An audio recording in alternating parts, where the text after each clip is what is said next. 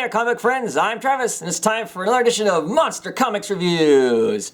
I took last week off. I didn't have that many books. My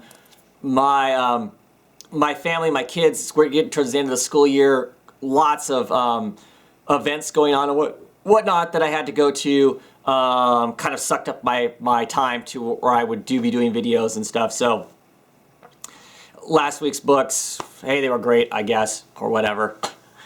If you really want my opinion on them, I guess, if you can figure out what books they were, because I don't know that I remember all of them right offhand. You can hit me up on Twitter or something and ask me, and I'll let you know what I think of those books. At any rate, yeah, let's jump right into them. I'm going to whip through these things as fast as I can. I've got a bunch. I don't plan on splitting this video up into two parts. Yeah, so we'll tear right through them, and some of them you're not going to hear a lot on because I don't really have that much of an opinion on them, I guess. So, first off, Batgirl issue 20. We get a new version of the ventriloquist. There's some stuff in here I thought was kind of cool. I'm okay with this new version of the ventriloquist. She's kind of creepy and whatnot. But there's parts of this that really puzzle the hell out of me. I mean, okay, I know last issue, she thinks she killed off her brother. And all, and I know that would be emotional and that sort of thing. But her rushing into her psychiatrist, that we didn't even know that she had a psychiatrist. At least I didn't know she had a psychiatrist. And she's supposed to have been drinking, and oh my gosh, she's drinking coffee, and that whole thing just felt really uncomfortable and weird. And her suddenly remembered she has eidetic memory. Really? I don't know. Something really clunky about that scene kind of bothered me about the book. I don't know. It took the wind out of it for me to a large degree. It also bugs me her cutting her bat symbol out of her costume, and maybe this is just me nitpicking, but really she just takes a pair of scissors and cuts it out. It was easy as that. I thought her costume was protective, was made out of Kevlar or something like that. You couldn't just simply take a pair of scissors and cut her costume open because you'd think her costume would be blown to bits a long time ago if all it takes is a pair of scissors to cut bits and pieces of it off. I mean, I could see her duct taping over it or something if she doesn't want the bat symbol, but her snipping it out, I don't know. Her whole emotional freak out over having killed her brother, and I don't know, I'm assuming not being worthy of the bat symbol and all that kind of stuff, doesn't set very well with me. I'm not buying it. It seems extremely out of character. I mean, I could see her being bothered by the fact that she had to do what she had to do, but she really wasn't giving much of a choice in the matter, really. So I don't know. It didn't seem right. So that's all I'm gonna say about that. It wasn't a bad book, but to me, something about the voice was wrong. You agree? Disagree? I don't know. Batwoman issue 20, excellent issue. The crap's really hitting the fan. Batwoman actually gets to meet her sister. We get a story told through Agent Chase explaining how they came across the sister and stuff. So we get more background, more interest in Agent Chase. I really like the Agent Chase character in this book.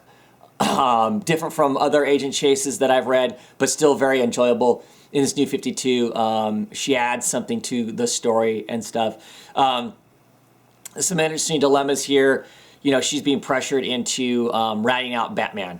And it'll be interesting to see how this thing all pans out. I really think there's going to be a second play go on here where she's working the DOA,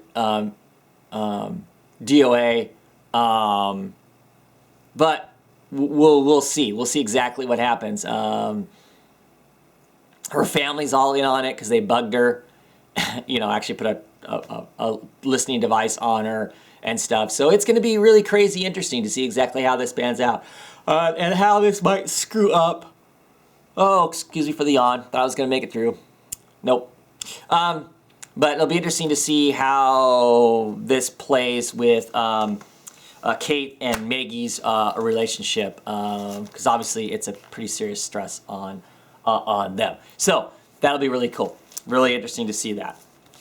Birds of Prey issue number 20. If something different doesn't happen in this book really soon, I will be dropping it. I don't like this new version of Starling, the way they played this character. The way the character was really originally introduced, she was cool, she was really interesting, and I really liked her. Whereas here, she's kind of a really weak turncoat. They never really fully explored the Amanda Waller portion of this thing, and now it feels like they've kind of changed that storyline. I know partially has to do with the fact of the changing of writers. I really like Christy Marks on Sword of Sorcery Amethyst on this. She's not bad, but there's nothing going on in this really. I mean, there's a story going on here, you know, having to do with the Talons and Mr. Freeze hating the Talons because they used some of his science to help further their Talon thing. I don't know. The characters, I'm not invested in anything in this anymore. And originally I liked most of these characters. So I just ordered comics today. It's still on my list, but it's right there on the edge of not being picked up unless something really dynamic starts happening. You know, when this book first started out in the New 52, I really dug it, and it's kind of gone south and just become flat. FF issue 7. Little bits and pieces of this I like. This one wasn't as fun as what some of the other issues have been. I'm glad that they touched base on the whole Doom thing again. That part was cool.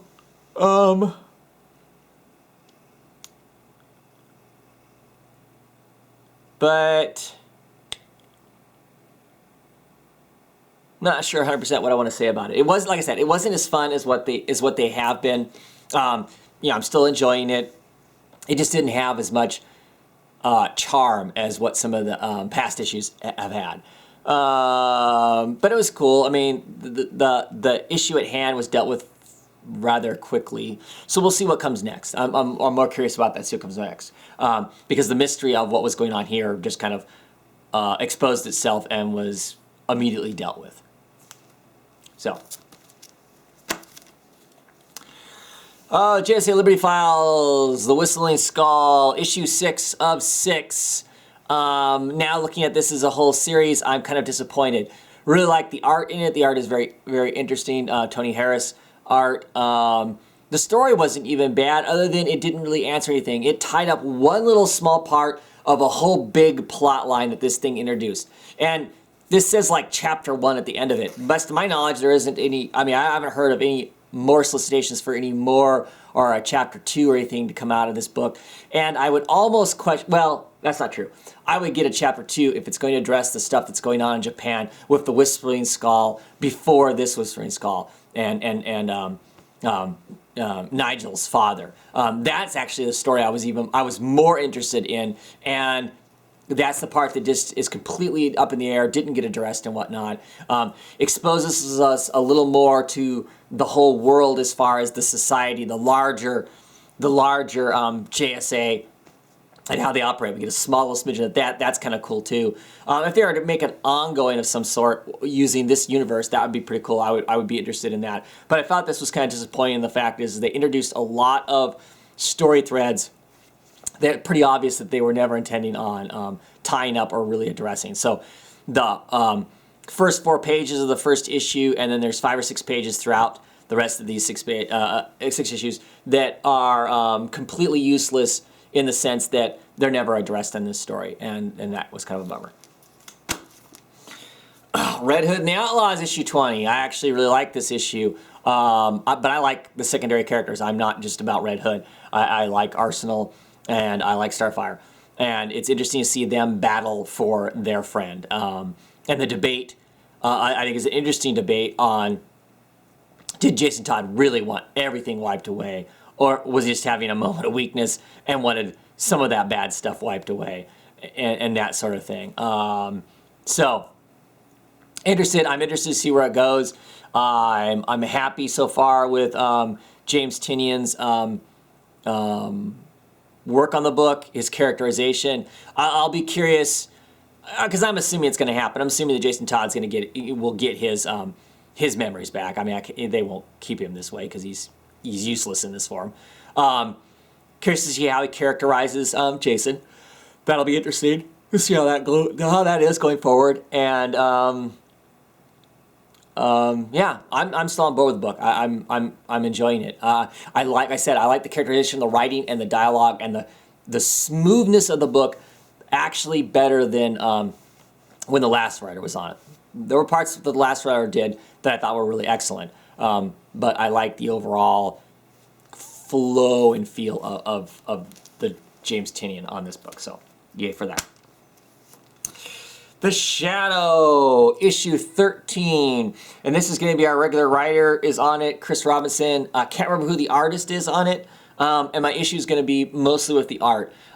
Last two issues were kind of shaky. I've been kind of wondering whether I'm going to keep getting this book. The first 9 or 12 issues, 6, 9, 10, 11 issues were rock solid. I liked it when Campbell was on art. The artist that's on this now is very pedestrian, very middle of the road, very average, very bland, and I have a hard time with it holding my interest. It is not that interesting. And whereas Chris Robinson does an okay story here, the story, I feel like I've seen it, like we've seen it a lot of times.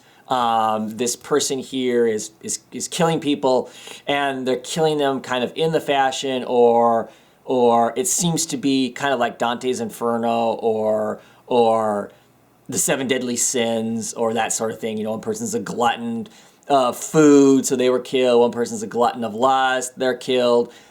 I don't know. I've seen this story a million times. It seems like there's just been a couple TV shows here recently that have had that kind of murder mystery going on in it, and I need something different, and none of this really feels like what The Shadow is about. Really. And I think the Shadow's a very cool character. I think Cranston's a fun character. But I read my comics.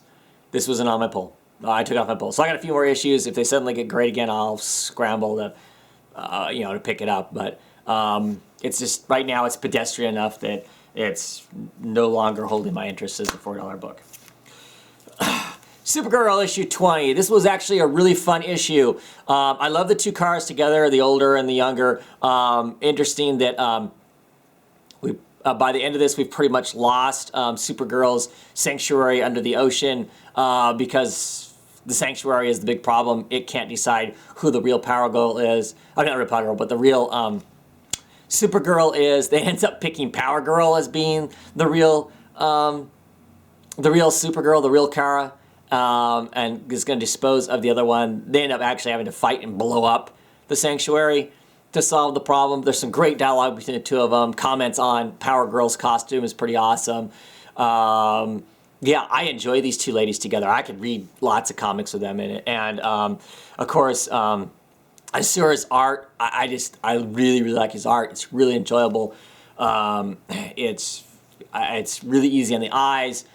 These two women have different body types, which I think is great. One of the problems with superhero comics is, the women all look the same as far as body types and go. So that was awesome. And they didn't go over the top with Power Girl, if you know what I mean. But no, really, really enjoyed it. Really interested to see where this is going to go from here. Yeah, I liked it. It was really good. At any rate, the last issue of Sorcery featuring Amethyst. The entire book was all just Amethyst, no backup story, where they battle Eclipso. It's actually really interesting. I think it's unfortunate this book is going away. I don't think it got enough of a chance. I think part of the problem was it being a $4 book and having that backup story. If they would have taken the backup story out, which I enjoyed a lot of the backup stories, but if they would have taken that backup story out and made this a $2.99 book, I think it would have been more successful.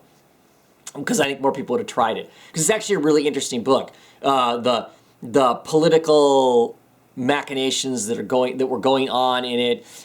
Each of the houses, the different stones, what they represent, what their purpose is, what they are for the what they are in the society. That's all really interesting stuff, and they were doing a very good job of exploring it in a very enjoyable way. Aaron Lopresti's artwork is gorgeous. I just think he does this style of work very, very well. This kind of fantasy-ish kind of thing. He was on a run of Wonder Woman with Gail Simone. I really love that too. I just love the style. He has great facial features, great quirks, great smiles, great twinkles to the characters that I very, very much enjoy. So I think it's unfortunate this book is going, that this book was shut down. It leaves it kind of an open ending, so they can do stuff, obviously, with the characters down the road. They, do defeat Eclipso, and they don't know where he's gone, but that's their goal by the end of the book is they need to hunt down where the Black Diamond in Eclipso's gone, because he could suddenly regain power, and they need to make sure that doesn't happen. But anyway, excellent read. I really enjoyed it. I think a trade is going to be out for sale in July. I think it'd be worth reading. Just for those kinds of things, the political machine and whatnot. There you go. Anyway, lastly this time around, Wonder Woman, issue 20. Absolutely awesome Cliff Chang cover here. Love the electrical nimbus around Zeke, as the baby has been finally named now, and these one-dimensional hands reaching out for the baby because everybody wants the baby. Great issue. I wish Cliff Chang was really actually doing all the art all the way through it. Missing him being the solid artist on the book, but still really fun issue. The tensions are building here. We get another fight between Moon and Wonder Woman, which is excellent. We once again see just how smart and powerful Wonder Woman can be, which is missing in the other books. But in this book, it's rock solid. Just a really enjoyable story. It's going to be really interesting. By the end of this thing, they've taken the baby again, trying to hide the baby, because, of course, everybody's still after the baby. And the firstborn of Zeus is now where the baby is at. And, yeah, there's going to be an interesting fight there, and Wonder Woman's not there to try and help out. So, could be really interesting. Really interesting. And the solicitations for this, by issue 22, it looks like she is headed to New Genesis. So we're going to get a heavy dose of the new gods, I hope. That should be pretty awesome. Okay, that's it for this week. I'll be back next week with lots more stuff. Take it easy, everybody.